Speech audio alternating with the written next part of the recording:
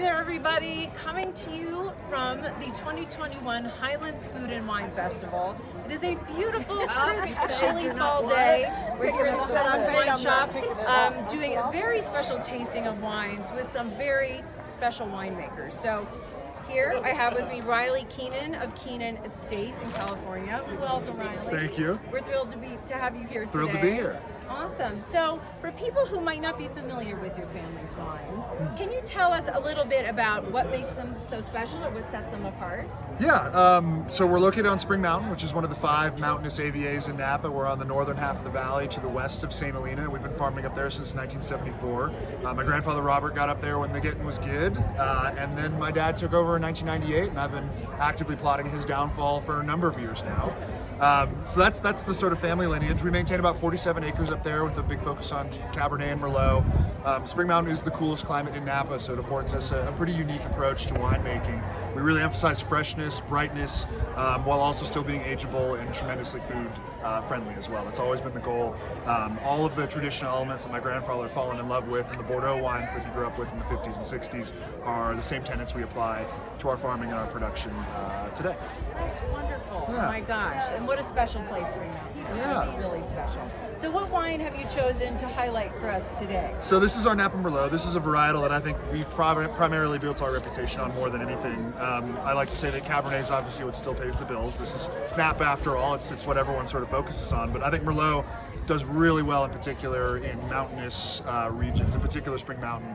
Merlot likes to hang for a little bit longer, but what Spring Mountain allows us to do is hang longer without that corresponding sugar spike, so we can still preserve that freshness and most importantly preserve higher levels of acidity, because that helps us age, and of course acidity is that natural bridge to your bigger gamey meats and your grease and your fattier sort of food pairings, and that's kind of what we really focus on. So we're gluttons for punishment up there. Merlot's not always the easiest thing to sell at times, which is why we make 5 or 6 single vineyards of it along with the entry level. Right? Tell everyone Merlot is officially back. Merlot's back. I'll always say the irony of the sideways effect was actually we ended up with more customers as a result, because a lot of the mediocre producers kind of exited the space and started focusing on bad Pinot instead.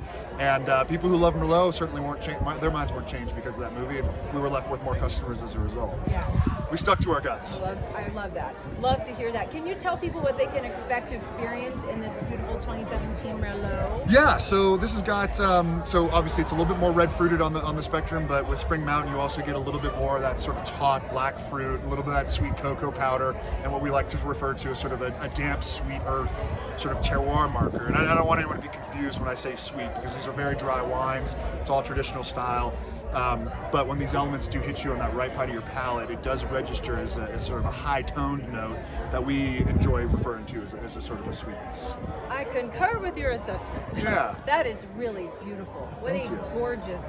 Lots of fruit, but you're right. Not sweet, beautiful dry finish, but Yeah. length. Wow, that's still... Lots of length, lots of going on density. for days. Yeah, and this is a good example of what mountain fruit can do at a pretty great price too. Yeah, that's wonderful. So- So where can people learn more about your wines? Do you have a website that they can go to? We have a website that is often functional. The tasting room is also our #1 point of contact for education. I'm often up there yelling at my customers and telling terrible jokes, as is my father. Oftentimes we get in arguments in front of our customers, which often teaches people the most. I love that. I love it. So you're open for tasting appointments? 7 days a and all week. that We jazz? do 10 to 4 o'clock tastings. Laura Marsh is usually the one in charge of those, and then I'm all over the country educating as well. And here I am in the Highlands at this wonderful Highlands wine shop and educating here.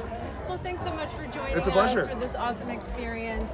Cheers to you and your family. Cheers. Cheers. Thank you for having me. Thanks, folks. Oh, that was a good ending.